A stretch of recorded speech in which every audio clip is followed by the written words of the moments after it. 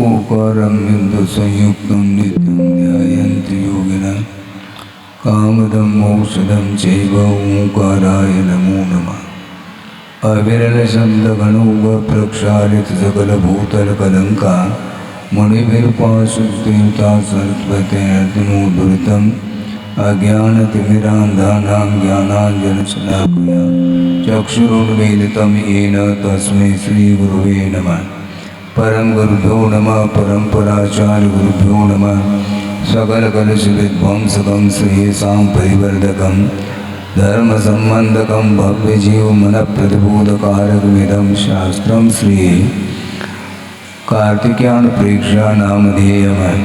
अस्य मूलग्रन्थकर्तार श्री सर्वज्ञदेवाः तदुत्तरग्रन्थकर्तार श्री गणधरदेवाः प्रतिगणधरदेवाः येषां वचोनुसारमासाद्य श्रीमद् आचार्य प्रवर श्री कार्तिकेय देवैर्विरचितं मंगलम भगवान वीरो मंगलम गौतमो वने मंगलम कुंदकुंदाध्यो जैन धर्मोस्तु मंगलम सर्वमंगलमांगल्यम सर्वकल्याणकारकं प्रधानं सर्वधर्माणां जैनं जयतुशासनं कोटिशतं द्वादशैवकोटो लक्षाणि श्रुतिस्थितिकानि चैव पञ्चाशदष्टोच सहस्रसंख्य मे तत्श्रुतं पंचपदं नमामि।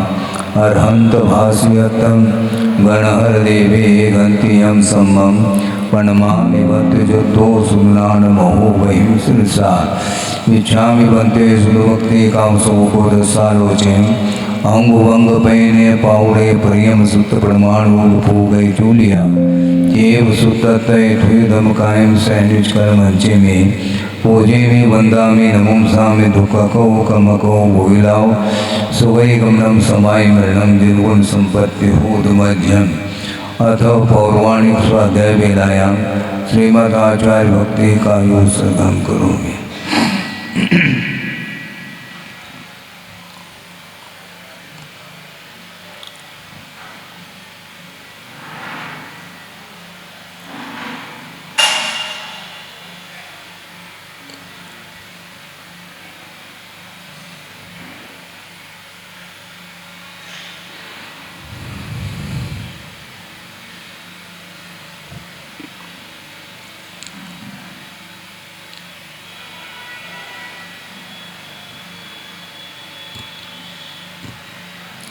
सुतजलधिपार्गेभ्यः स्वपरमत विभावना परुमतेभ्यः सुचरितपूर्णदेभ्यो नमो गुरुभ्यो गुणगुरुभ्यः।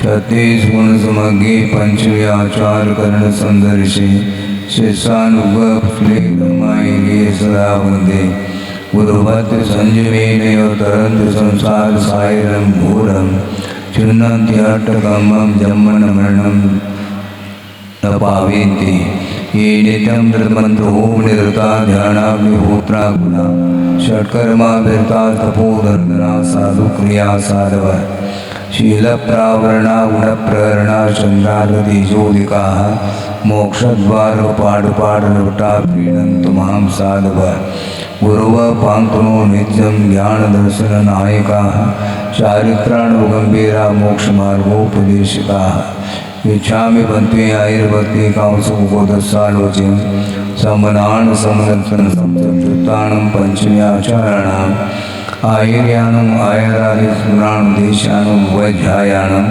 तिरेनुगुणपालुयानं सौसानं सैनिष्कर्मचे मे पूजे मे वन्दामि नमुंसामि दुःखको कमको भोगिलाओ सुवै गमनं समाय मरणं निर्गुण संपत्ति होदमज्जम् तिहोवर्णतिलयं देवं वन्दितातिहोर्निन्दपरिपूज्यं वोचम् अनुपेहावो भवीयजनानन्दजननीवो।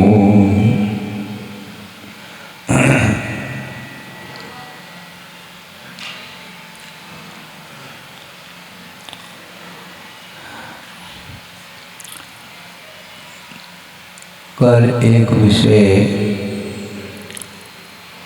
रखा गया था, उस विषय में शायद संभव है किसी को जिज्ञासा रह सकती है, उसको और विशेष रूप से रखने का प्रयास किया जा रहा है। वह ये विषय है कि गुरुदेव ने वह विषय कई बार हम लोगों के सामने रखा है, इसलिए उस विषय को रखना उपयुक्त समझता हूँ। लेकिन इसके उपरांत भी भूमिका अपनी अपनी हुआ करती है।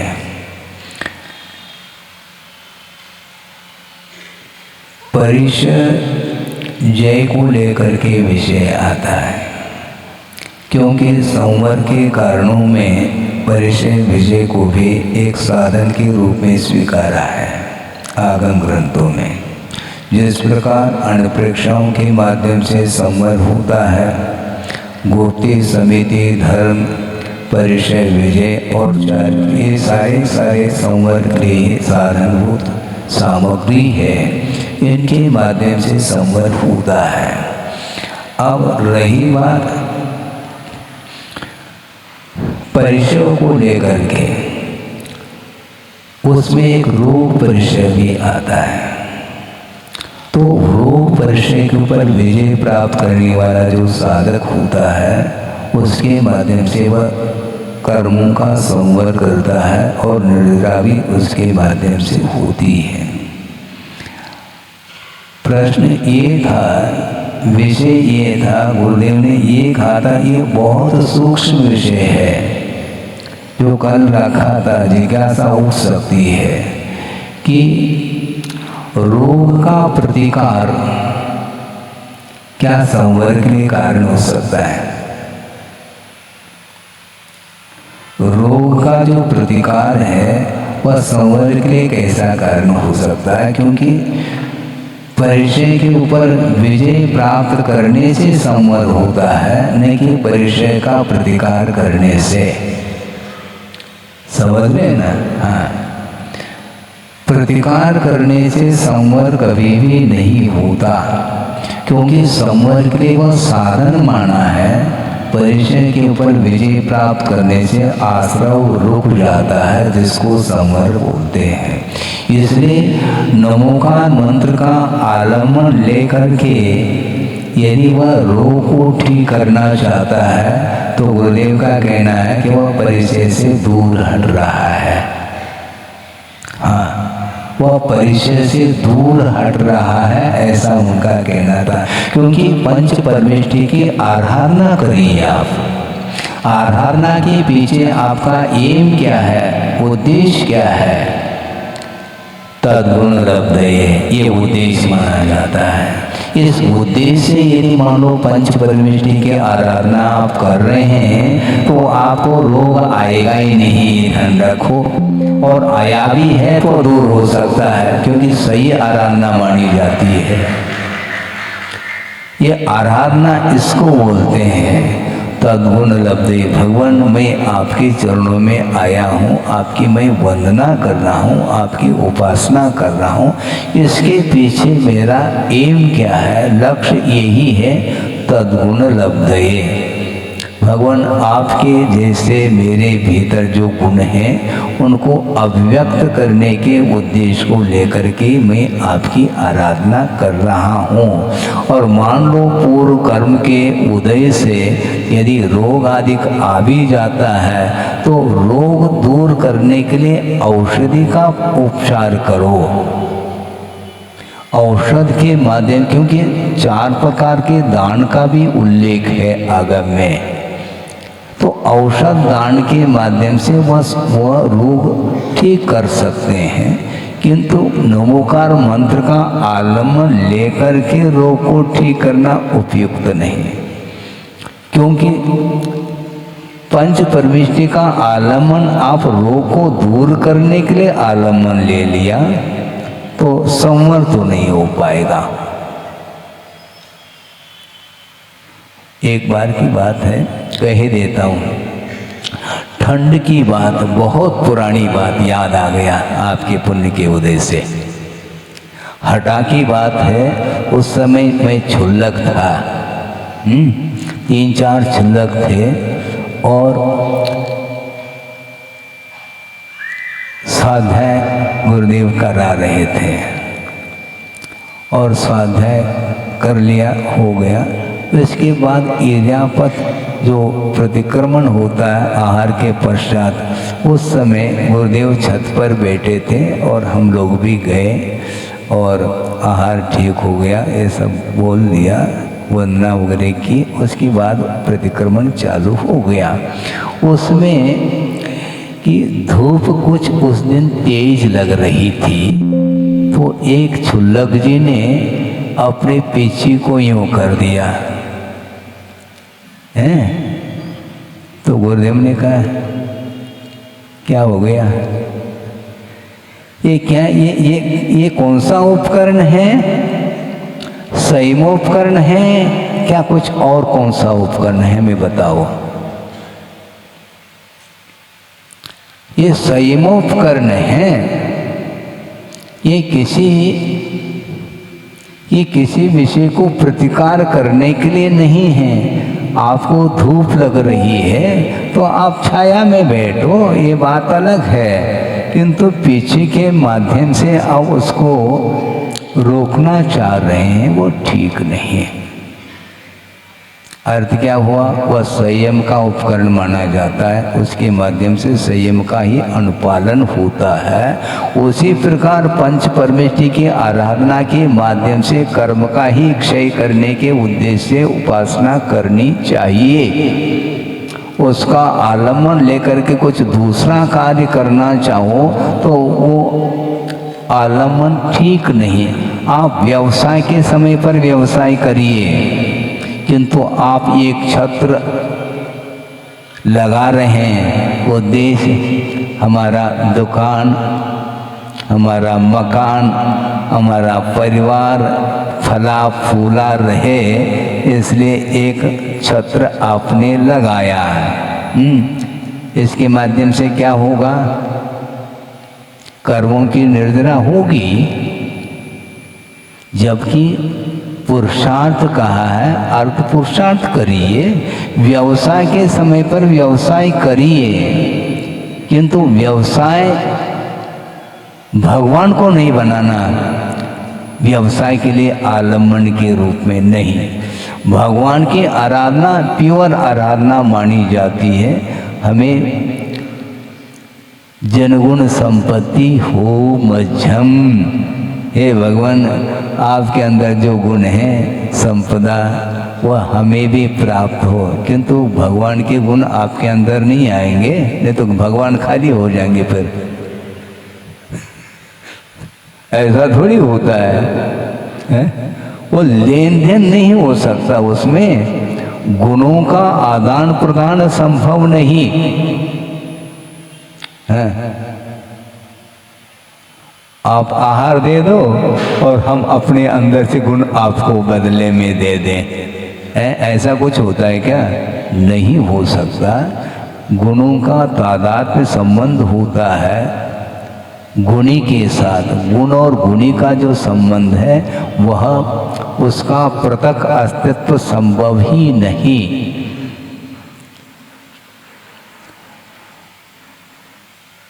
आपने वस्त्र खरीदा, कौन सा? सफेद।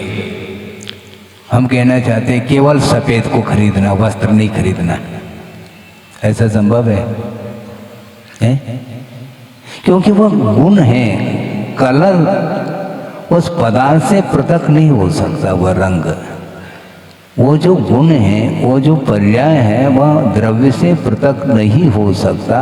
उसी प्रकार जिनेंद्र भगवान के अंदर जो गुण हैं, वो सारे सारे गुण किसी को दिए नहीं जा सकते हैं, देने योग्य वस्तु है नहीं। इसलिए भगवान जैसे अपने अंदर गुणों को प्राप्त करना चाहो तो तद्गुण लब्धि, भगवान की प्योर उपासना करो, आराधना, उसमें किसी भी उद्देश्य को लेकर के नहीं। यदि उद्देश्य बनाना है तो कर्म क्षय के उद्देश्य को लेकर के यदि आराधना करते हैं, उसके माध्यम से संवर और निर्जरा होगी और शास्त्रीय पुण्य का संचय होगा।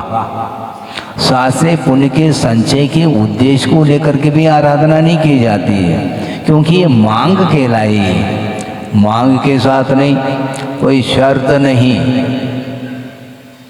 है, कोई शर्त नहीं, निशर्त, कोई अपेक्षा नहीं, निरपेक्ष भाव के साथ ही प्रभु की आराधना, गुरु की आराधना होती है। उसके माध्यम से वह पाप कर्म का संवर होता है। जो प्रति समय विषयों के कारण जो आश्रव हो रहा था, विषयों के प्रति आसक्ति के कारण अथवा विषयों के उपभोग के कारण जो पाप का आश्रव हो रहा था, वह प्रभु की आराधना करने से वह आश्रव रुकता है। इसलिए नमोकार मंत्र की आराधना करने से आश्रव रुकता है। रोग तो अपने आप रुक जाएगा। रोग रुके, रोग समाप्त हो, ये क्यों उद्देश्य रखते हो? क्या विश्वास नहीं है आपके पास? पंच परमेष्ठि के प्रति जब विश्वास आपका गाढ़ विश्वास हो गया, फिर ये क्यों अभिप्राय रखते अंदर, मेरा रोग ठीक हो गया, ठीक हो जाए, ठीक हो जाए, ये सब है। हाँ,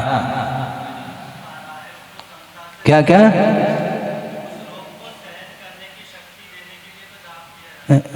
शक्ति क्या है उसको?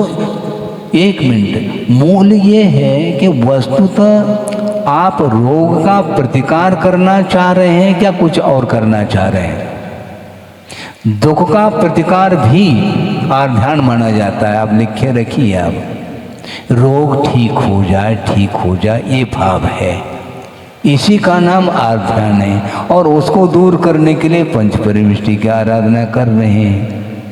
आप पंच परमेष्ठि की आराधना प्योर करिएगा और बाद में यदि मान लो उपचार के दृष्टि से औषध उपचार कर लो, इसमें कोई बाधा थोड़ी है। एक बहुत अच्छा विषय दे रहा हूँ, वो भले अपनी भूमिका में हो अथवा ना हो, यह अलग विषय है।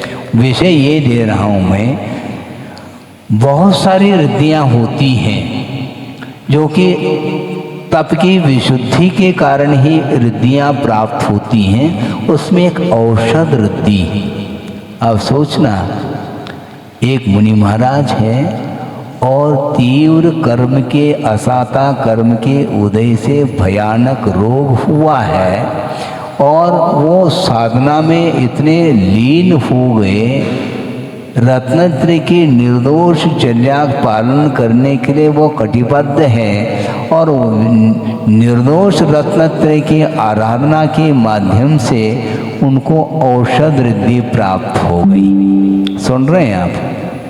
अब औषध रिद्धि प्राप्त हो गई तो डॉक्टर के पास जाने की आवश्यकता थोड़ी। स्वयं रिद्धि, औषध रिद्धि के माध्यम से उस रोग को ठीक कर सकते हैं, लेकिन नहीं किया। क्यों नहीं करते? क्योंकि परिचय विजय प्राप्त करना है, आपकी भूमिका नहीं है, तो इसलिए आप दवाई आदि के माध्यम से उसको रोग को दूर कर लो, इसमें कोई बाधा नहीं है। जैसे भूख लगा आती है तो क्षुधा के शमन के लिए आहार लिया जाता है, तो आहार लेना भी धर्म ध्यान सिद्ध हो जाएगा। है? ऐसा करो ना कि क्षुधा को मिटाने के लिए पंच परमेष्ठि का जाप करो। ये नहीं होता। रोग को दूर करने के लिए तो पंच परमेष्ठि की आराधना और आहार क्षुधा मिट जाए, इसलिए आप नमोकार मंत्र का जाप करो, फिर आहार के लिए नहीं उठना है।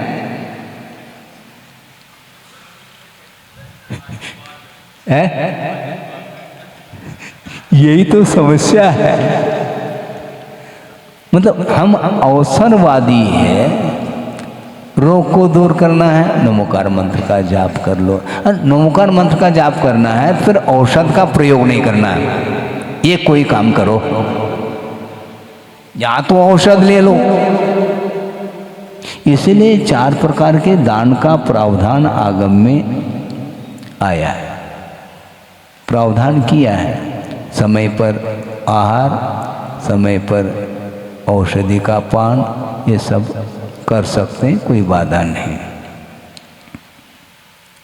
हाँ, जबकि दूसरे के लिए अवसर देना आप नमोकार मंत्र का आलम्बन ले करके आप रोग को दूर करने की अपेक्षा से जो सामने जो खड़ा है वैयावृत्ति के लिए, उसके लिए अवसर दे दो, वो आपको दवाई दे करके रोग को ठीक कर देगा। वस्तुतः यही होना चाहिए, क्योंकि प्रतिकार का भाव मन में आता है तो वह परिचय विजय नहीं माना जाता है। और आगम में ये लिखा है कि परिचय विजय भी संवर के लिए कारण है। तो आप संवर करना चाहते हैं क्या, रोग को दूर करना चाहते हैं? रोग को दूर करने की भावना आ गई तो विजय संभव नहीं, और विजय नहीं होगा तो आश्रय रुकने वाला नहीं।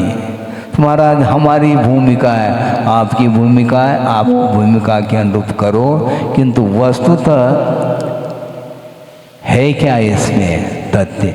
क्योंकि वो इसलिए गुरुदेव कहते हैं कि अपना अनुभव मत बताओ, आगम दिखाओ। तो हम आगम को दिखा रहे हैं। हाँ, आगम में यही लिखा है। हाँ हाँ हाँ, उपयोग क्यों? उपयोग हमें क्या, वो क्या कर रहा है? उपयोग क्यों बदलना? इसका अर्थ वह असह्य वेदना हो रही है, उपयोग को डाइवर्शन देना भी परिचय से दूर हटना है। ये ध्यान रखो। भूख लगी है, ठीक है, लगने दो।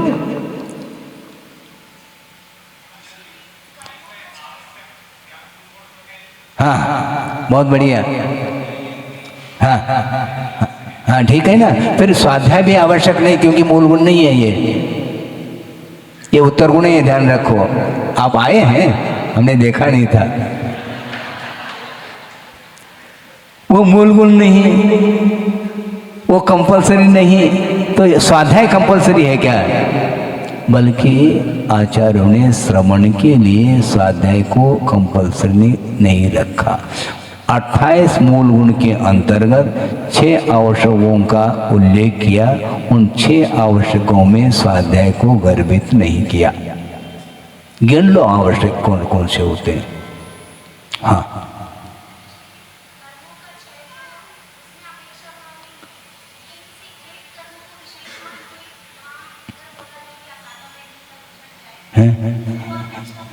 तो कोई भी कर्म हो, कर्म किया है तो समता भाव के साथ सहन करो, ये कहा जा रहा है। प्रतिकार का भाव धर्म ध्यान नहीं, आप लिख के रखो। आपकी भूमिका नहीं है, मैं मान रहा हूँ, आप अपनी भूमिका के अनुरूप करो। किंतु श्रद्धान क्या होना चाहिए? श्रद्धान में समझौता नहीं, कंप्रोमाइज नहीं, जो है उसको स्वीकार करो। प्रतिकार का भाव किसी में आगम में लिखा हो, मुझे ले आना कि प्रतिकार का भाव धर्म ध्यान है। कोई भी बोलो, अलग जी भी बोल सकते हैं, महाराज भी बोल सकते हैं, आप लोग भी बोल सकते हैं।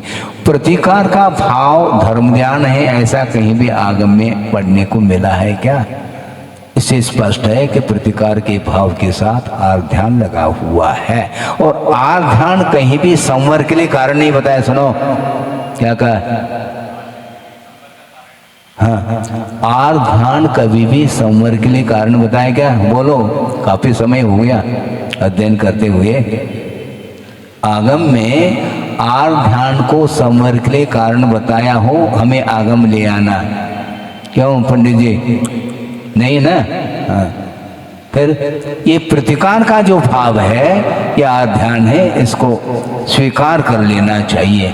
आप बर्दाश्त नहीं हो रहा है इसलिए आप उपचार कर रहे हैं, आप करिए। हाँ। प्रतिकार को कहीं भी धर्म ध्यान की संज्ञा दी नहीं है। हाँ। जबकि आध्यान रोध ध्यान को संसार के लिए कारण बताया है। परे मोक्ष हेतु, परे अर्थात आगे के जो धर्म ध्यान और सुकुल ध्यान हैं, ये मोक्ष के लिए हेतुभूत हैं। इससे पारिशेष न्याय से अपरे संसार से हेतु, अन्य जो शेष ध्यान है, आध्यान रोध ध्यान, ये संसार के लिए कारण है। तभी धर्म ध्यान और सुकुल ध्यान मुक्ति के लिए कारण, धर्म ध्यान को मुक्ति के लिए कारण का, न कि आध्यान और रोध ध्यान को।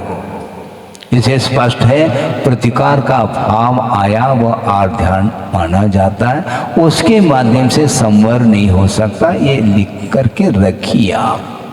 प्रतिकार करने का भाव है तो आप नीचे आ रहे हैं, इसको स्वीकार कर लो ना। हाँ, इसमें क्या दिक्कत हो रही आपको? हम स्वयं स्वीकार करें, क्योंकि आध्यान की सीमा छठे गुण स्थान तक बताई है, प्रतिकार का भाव होता है। किंतु उस प्रतिकार के भाव के माध्यम से संवर होता है, ऐसा कहीं भी नहीं लिखा। यदि उसके द्वारा संवर मानोगे तो एक ही भुक्ति क्यों? सुन रहे क्या नहीं है? यदि आहार लेने से धर्म ज्ञान हो रहा है या आहार लेना ही धर्म ज्ञान है, तो एक बार क्यों? जितनी बार आप लेंगे उतनी बार धर्म ज्ञान का अवसर मिलेगा आपको। फिर एक भुक्ति ये शर्त क्यों?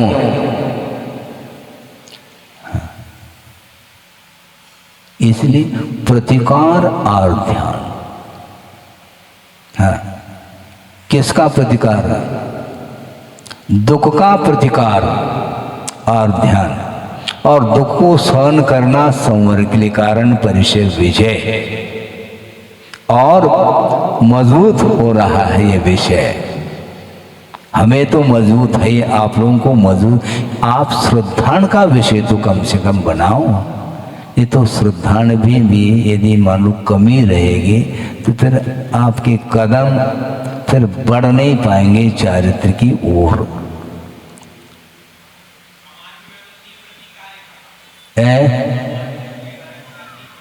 हाँ ठीक है, आप प्रतिकार कर सकते करो, किंतु वह प्रतिकार करना उस प्रतिकार के समय पर संवर नहीं होगा, ये भी लिख करके रखो आप। हाँ, एक बहुत अच्छा विषय दे रहा हूं, धर्म ध्यान के लिए आहार लेना, और आहार लेना ही धर्म ध्यान कहना गलत बात। धर्म ध्यान के लिए हम आहार ले रहे हैं इतना क्षम्य है, किंतु आकर के प्रतिक्रमण क्यों करता है श्रमण? जब आहार लेने से धर्म ध्यान ही हो रहा है तो धर्म ध्यान करके आया हो, फिर प्रायश्चित ले लो, प्रतिक्रमण कर लो, ये सब क्या मामला है?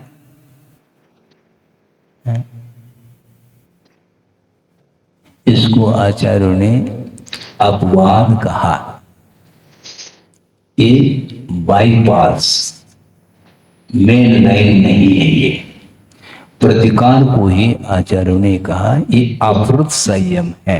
आप सुन रहे हैं? अवृत संयम और उपेक्षा संयम दो प्रकार का संयम होता है। अवृत संयम में प्रतिकार होता है। समझने के लिए श्रमण की भूमिका में क्या होता है वो आपके सामने रख रहा हूं, आपकी क्या स्थिति है आप जानो। हाँ, श्रमण सामायिक करना चाहता है, लेकिन प्रतिकूल वातावरण है तो वह उस क्षेत्र को चेंज करता है। यहाँ पर बहुत ठंड लग रही है, यहाँ पर बहुत मच्छर है, सामायिक नहीं हो पाएगा, इसलिए वह स्थानांतरित हो जाता है। इसको कहते हैं अपहृत संयम। अपहृत संयम का अर्थ क्या? शाब्दिक अर्थ अपहृत संयम का अपहरण हुआ, ये ध्यान रखो। पंडित जी, हाँ, एक उपेक्षा संयम है और एक अप्रत संयम है। अप्रत का अर्थ वह उसका परिहार कर रहा है, संयम उससे संयम का अपहरण हुआ है उतने क्षण के लिए, इसलिए वह अपवाद है, वह क्षम्य है। वहां जाकर के वह सामायिक करना चाहता है, सामायिक करने के लिए क्षेत्र को परिवर्तित किया है और अच्छे क्षेत्र पर जाकर के सो जाता है तो गया, फिर पूरी तरह से संयम गया उसका। वहां पर अनुकूल वातावरण में सोने के लिए थोड़ी जा रहा है, वो सामायिक के उद्देश्य से उस स्थान को चुना है। लेकिन आचार्य कहते हैं इस प्रकार तुम स्थान जो चुन रहे हो यह भी आध्यात्म ही माना जाए। जब सामायिक करोगे तब धर्म ध्यान होगा। प्रतिकार का जो भाव, क्योंकि अनिष्ट का प्रतिकार होता है, ये ध्यान रखें। इष्ट का कभी प्रतिकार होता नहीं, आने दो।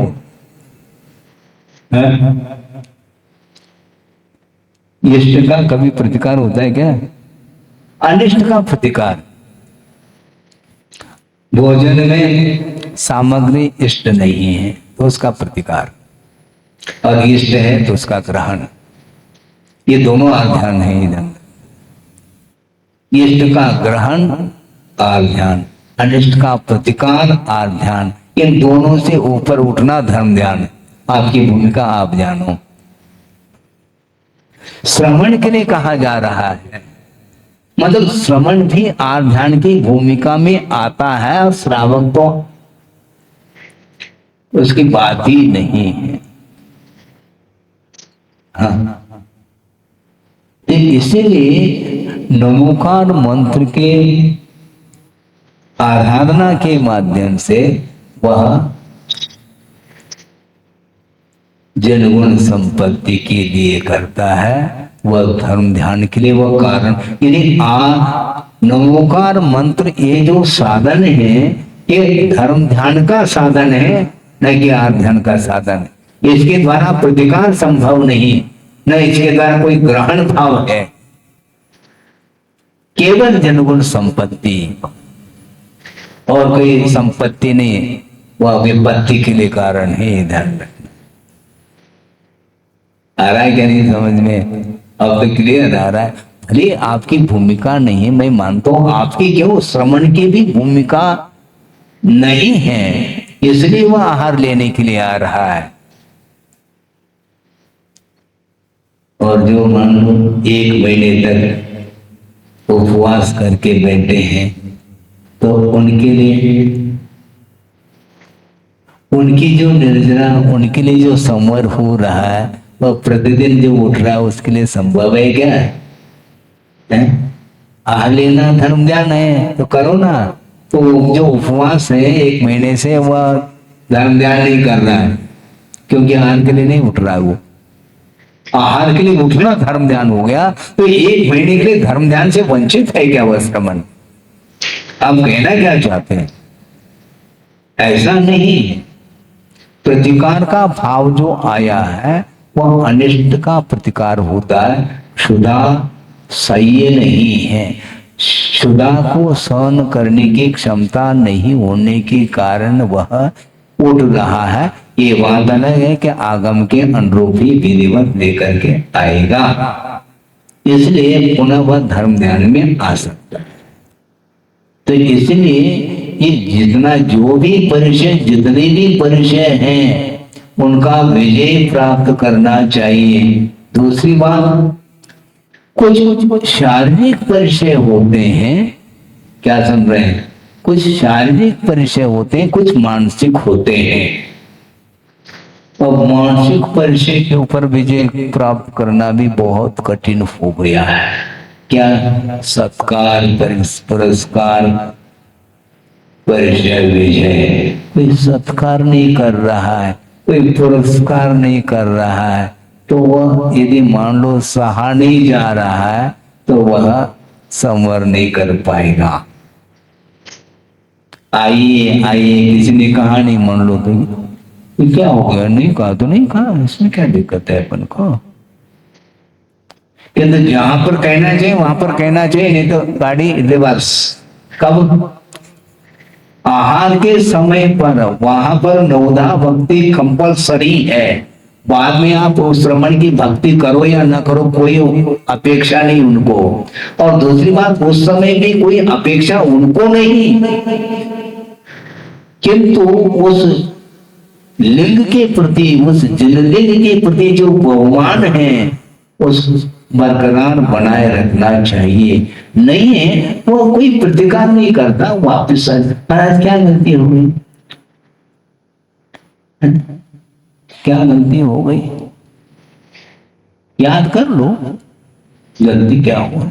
महाराज उस समय आपको बताना चाहिए था। तो सब कुछ मैं बता दूं तो तुम क्या कर लोगे फिर? हाँ बहुत बढ़िया, ऐसे ही कर लेना है, कल पढ़ना है।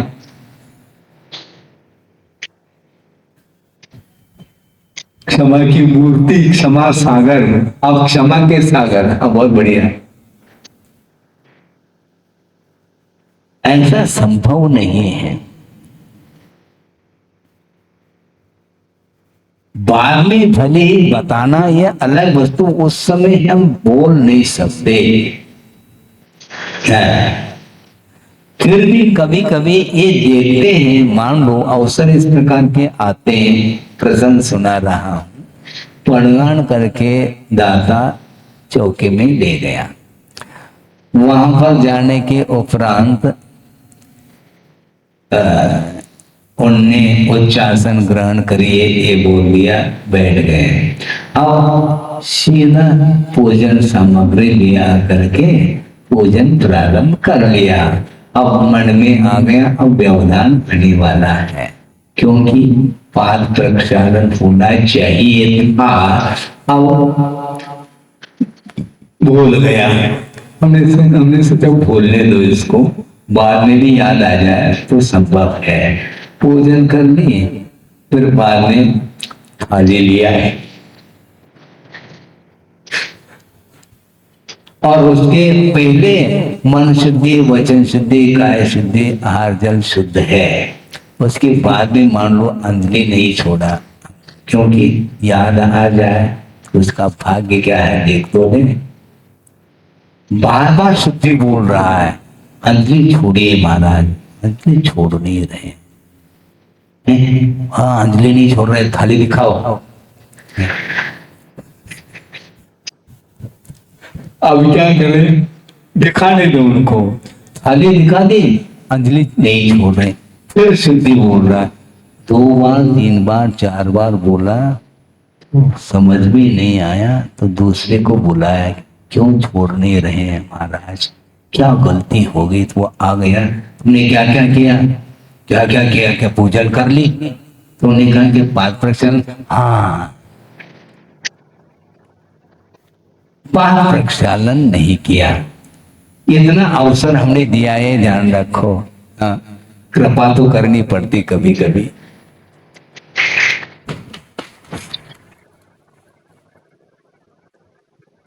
ये है स्थिति। होने दो, कोई बात नहीं, अच्छी सामग्री बनी है। और पूरी थाली दिखा दी।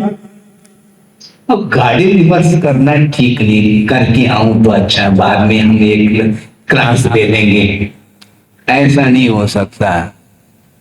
इसलिए आचार्य कहते निरीह वृत्ति होती है साधक की, वहां पर मिले अथवा न मिले इससे कोई प्रयोजन नहीं, किंतु विधि वैदिक मान लो कमी है, उसको हम स्वीकार नहीं करेंगे।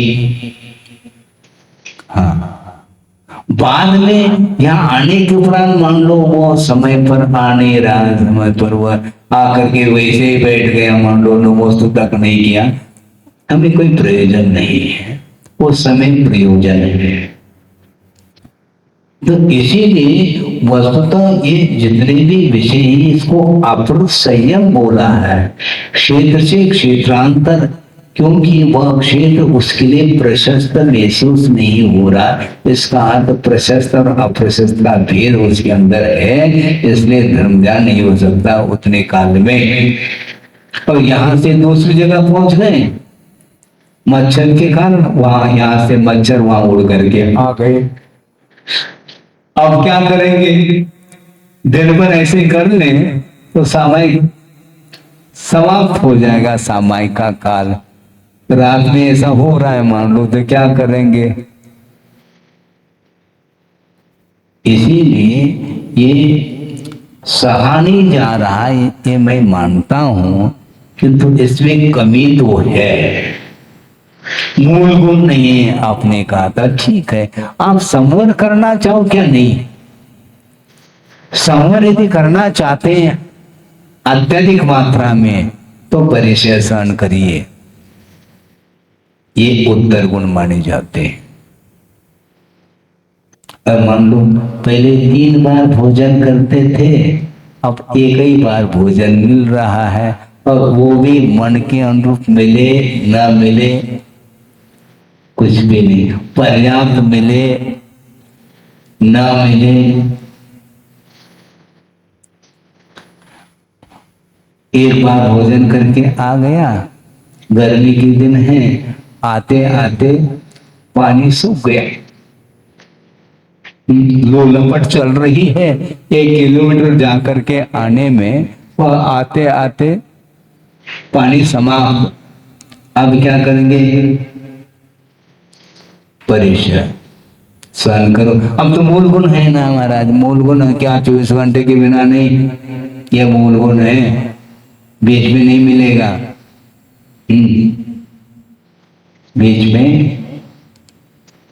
बीच में क्या मिलेगा? 24 घंटे के बीच में क्या मिलेगा? वो परिचय मिलेगा, उसको सहन करो। हाँ? क्या कह रहे हैं? हाँ, वो उद्देश्य अलग है, क्योंकि आपकी भूमिका ही अलग है। जब श्रवण की भूमिका में भी ये दशा हो रही है तो श्रावक की कथा क्या करें हम? वो अकथनीय है विषय है, वो कथा उसकी कर ही नहीं सकते हैं, क्योंकि उसका मन लगता ही नहीं बहुत जल्दी। इसलिए हमने ये कहा था शुरुआत में कि प्रतिकार इष्ट का नहीं होता, अनिष्ट का होता है, इसको लिख के रखो। प्रतिकार जो होता है वो अनिष्ट का होता है, यदि इष्ट का प्रतिकार कर लोगे तो धर्म ज्ञान हो जाएगा। हाँ, जबकि राग के कारण ग्रहण होता है, द्वेष के कारण प्रतिकार होता है, और राग वही इष्ट पदार्थ के प्रति अनुराग होता है, विषयानुराग, और कुछ अनिष्ट पदार्थ है उसके प्रति द्वेष। इसलिए राग द्वेष वर्जनानि पंच ये कहा है। मनोज्ञ और अमनोज्ञ वस्तुओं के समागम में राग और द्वेष नहीं करना, यह अपरिग्रह व्रत की रक्षा इसके द्वारा होती है, भावना मानी जाती है। 5 भावनाएं लिखी है क्या? नहीं। तो प्रतिकार का भाव जो आता है वह धर्म ज्ञान है क्या?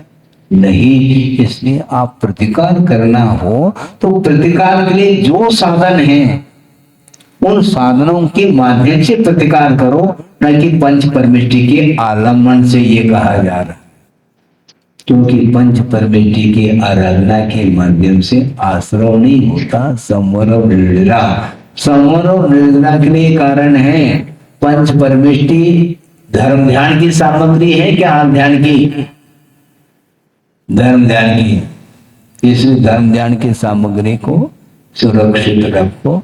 और ध्यान की सामग्री नहीं हो तो पीछे यूं जो रखी थी चिलक देने, गुरुदेव ने कहा ये क्या किया तुमने?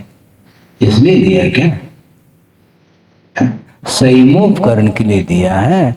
आपको छाया में बैठना तो छाया में बैठो ना, इस उपकरण को, संयम उपकरण को प्रतिकार के लिए क्यों कर रहे हो तुम? प्राणी संयम इसके द्वारा होता है, और इंद्रिय संयम,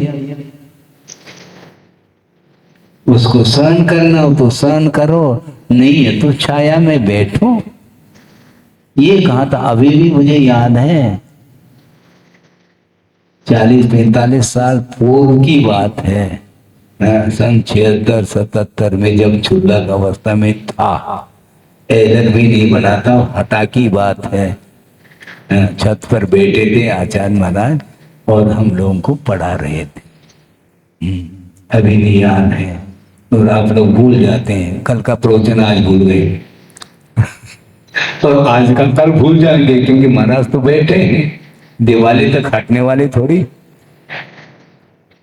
है? तो ये होता है।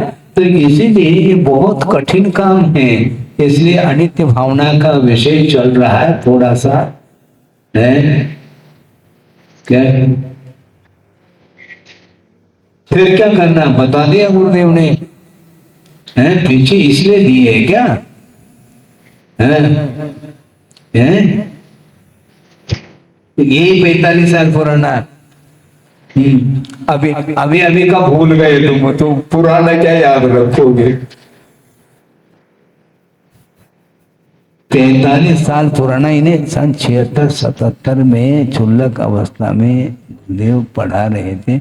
उस समय उन्होंने कहा, वो टोन भी कैसा था हम जानते हैं, मतलब कुल मिला करके उस समय भी ऐसे उन्होंने संस्कार दिए हैं, तब जाकर के गाड़ी थोड़ी बहुत चल पा रही है, नहीं तो पटरी से नीचे उतरने में देर थोड़ी लगती। हाँ, बहुत गंभीर रहते थे, हम लोगों के साथ कभी मनोरंजन उन्होंने किया ही नहीं क्योंकि फाउंडेशन यदि गड़बड़ हो जाए तो मुश्किल हो जाएगा। उस समय कोई थे ही नहीं, 3-4 क्षुल्लक थे, अच्छे संस्कारित हो जाए तो फाउंडेशन बनेगा। कोई इसमें समझौता नहीं, वो स्वयं धूप में बैठ करके, तुम्हें छाया में बैठना हो तो बैठो, ये कहा, लेकिन इसका प्रयोग नहीं कर सकते तुम। ये संयमोपकरण है, ये आध्यान की सामग्री नहीं। इसके द्वारा अहिंसा व्रत का पालन होता है। अहिंसा व्रत के पालन करने में जो साधनभूत जो वस्तु है, उसका उपयोग अन्यत्र नहीं करना चाहिए, ऐसा उनका कहना रहा है। तापुं जिज्जवु लच्छे जिज्जवु गाने दया पहाड़ेन जाजल तरंग चवला 2-3 दिनानि चिट्टी। ये लक्ष्मी जो है 2-3 दिन के लिए ठहरती है, टिकने वाली नहीं है। जाजल तरंग चवला, जो वह लक्ष्मी जल की तरंग के समान चंचल है, इसलिए दान करो, ये मिसाल है क्यों? हम तो अपनी बात इसमें से लेंगे और क्या, आप अपने प्रयोजन को सिद्ध करते हो, हम अपने प्रयोजन को सिद्ध करने के लिए गाता आई है। क्योंकि जिसके पास लक्ष्मी नहीं है वो क्या देगा, और आपके पास लक्ष्मी लक्ष्मी है, लक्ष्मी भंडार बिल्कुल लक्ष्मी भंडार जबलपुर फेमस है वो। जाजल तरंग चवला, जल के तरंग की भांति ये लक्ष्मी चंचल है, चलायमान होने वाली। 2-3 दिनानी चिट्ठी, 2-3 दिन तक वह ठहर जाती, लक्ष्मी चली जाती है, इसलिए ता भुंजित जो उसका उपभोग करो, नहीं तो मिटेगी। बेचो दाने, दान में उसका उपयोग करो। दया पहाने न, दया जिसमें प्रधानता है, यानी परोपकार की भावना को लेकर के उस लक्ष्मी का अर्थ का दान करो, ये कहा जा रहा है। परोपकार की भावना रखते हुए उस दान का, उस लक्ष्मी का दूसरे के लिए उपयोग करो और अपने लिए भी उपयोग जितना आवश्यक है उतना करो। तो स्वयं के लिए भी वह उपयोग नहीं करता है, क्यों? कंजूस है। जोड़ करके रखा है, कोड़ी कोड़ी माया छोड़ी।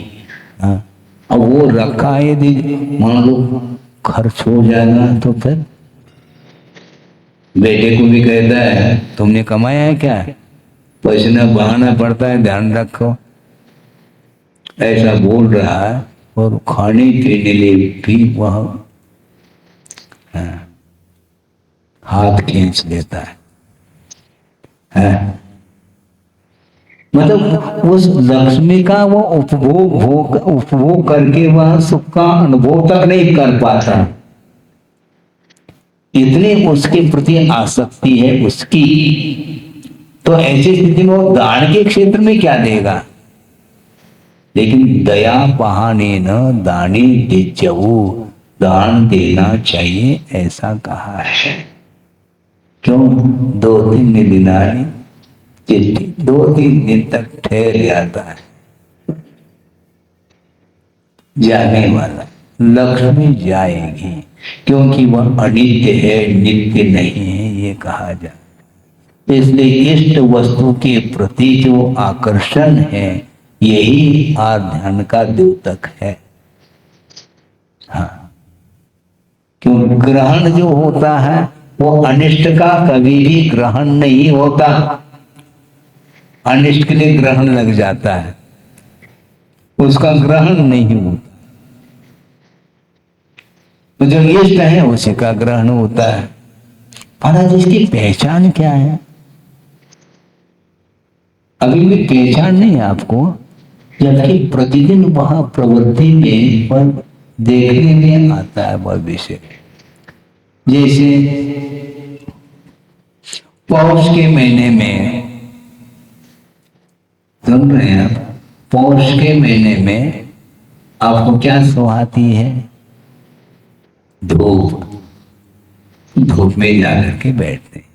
और जेठ के महीने में छाया सुहाती है, छाया में बैठते। ये दोनों आरती, क्योंकि इष्ट पौष के महीने में धूप इष्ट है, धूप में बैठ जाते, शिवरी के सामने बैठ जाते, आंच लेते हैं, अग्नि है ठंड के निवारण के लिए, और सर्दी किसी को इष्ट नहीं उस समय। जो इष्ट है उसका सहारा लेता है, जो अनिष्ट है उसका प्रतिकार करता है। ये दोनों आर्ध्यान हैं, इन दोनों से ऊपर उठने का नाम धर्म ध्यान है। महाराज हमारा कब अवसर आएगा धर्म ध्यान करने का? वही आवृत्ति करो, खुद की नहीं, खुद की वैयावृत्ति करोगे तो कभी भी तीर्थंकर प्रकृति का बंद नहीं होगा, ये ध्यान रखो। दूसरे की करो, जो पात्र है उनकी करो वैयावृत्ति। और आपको उसको ध्यान दिलाना चाहता हूं, ले जाना चाहता हूं, आपका ध्यान आकर्षित करना चाहता हूं कि कितना सूक्ष्म विषय है। गुरुदेव ने भी वैयावृत्ति की है। हाँ, कैसे महाराज? किसकी? किसकी?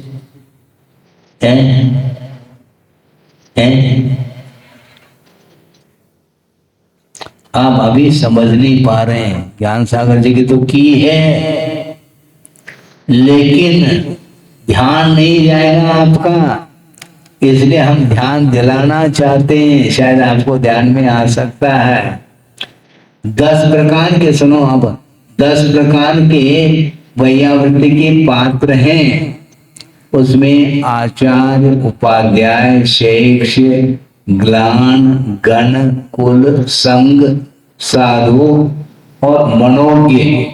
मनोज्ञ की भी वैयावृत्ति होती है। मनोज्ञ किसको बोलते हैं महाराज? दीक्षा अभिमुख मनोज्ञ।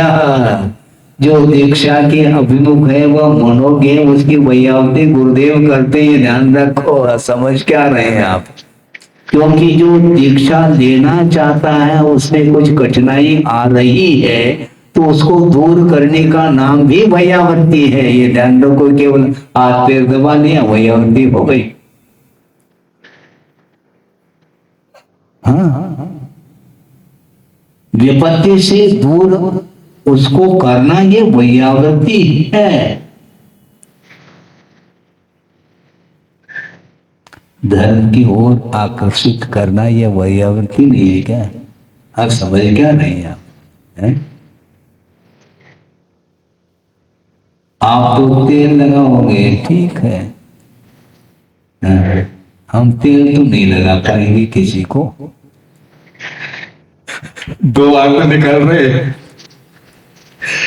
ये बहुत तेल लगा रहा है? क्या क्या क्या बोलते हैं उसको? खुशामद जिसको बोलते हैं, हैं? वो नहीं।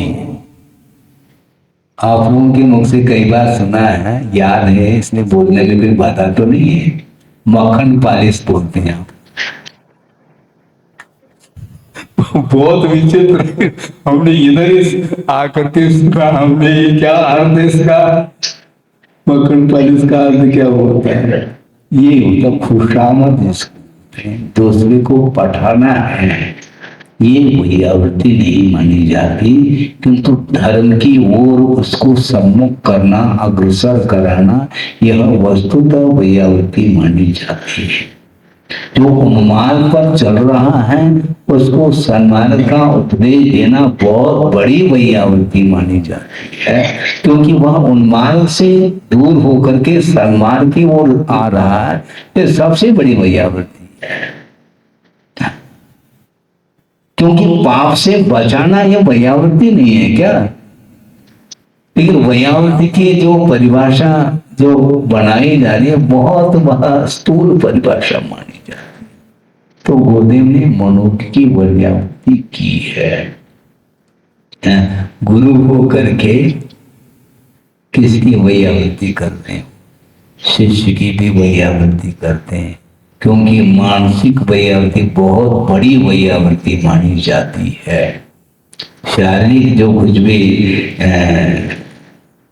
वैयावृत्ति करना वो अलग विषय है, उसका निषेध नहीं। इससे भी बढ़कर के मानसिक वैयावृत्ति होती है, जो जिसका मनोबल डाउन हो रहा है, विल पावर, उसके लिए अभयदान दे करके उसको व्यवस्थित रखना, उसका स्थितिकरण करना, उपभोगन करना, ये सब वैयावृत्ति के अंतर्गत आते हैं।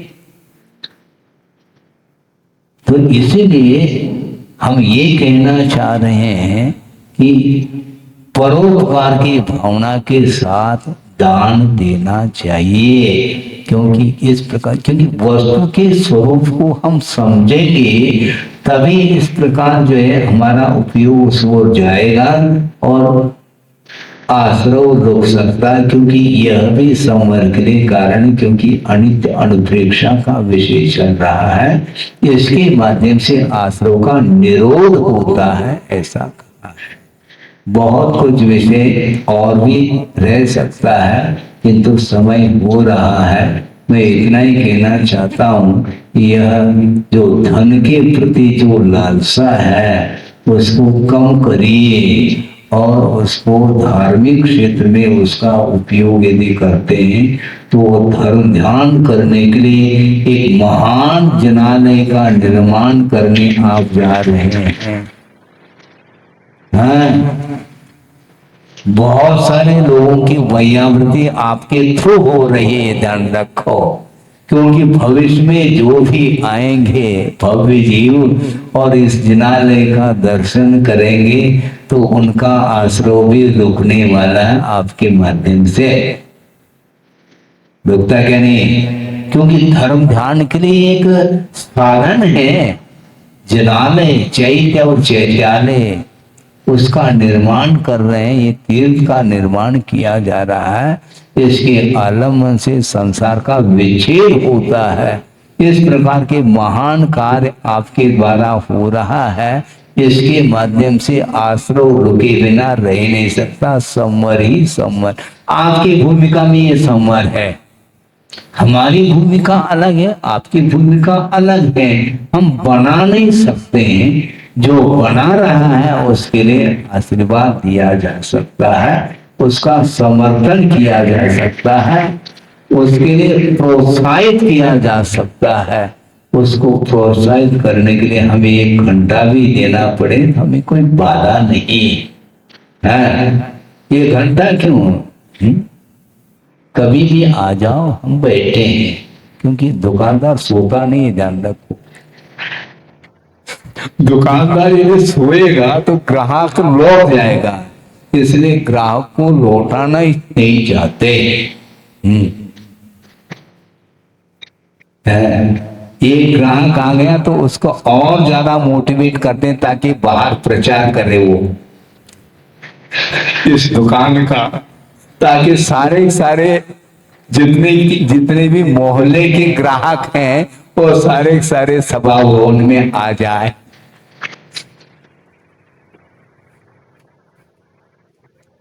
यही तो स्वार्थ है। ये स्वार्थ नहीं, ये परमार्थ है, ये ध्यान रखो। है बिल्कुल यही वैयावृत्ति है। निषिद्धन क्या बोलते हैं? वैयावृत्ति करें। हाँ बिल्कुल इसको बोलते हैं। इसीलिए धर्म की ओर अग्रसर करना बहुत आवश्यक है। और जितनी संख्या कितनी पूरी सभा भरी हुई, बिल्कुल बंद करने के लिए कोई आवाज नहीं आ रही उनकी तरफ से।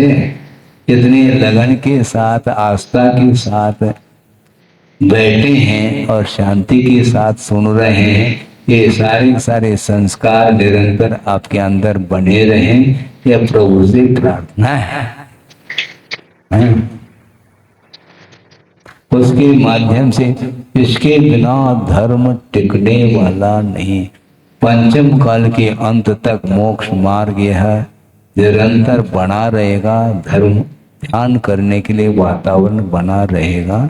इसलिए धर्म के अंत होने के पहले ही आप लोगों को चाहिए निरंतर इसमें भाग लेकर के संवर और निर्जरा के लिए इसको साधन बनाना चाहिए। और जिसके पास साधन नहीं है उसके लिए भी साधन बना करके दे देना चाहिए। और आप दे रहे हैं।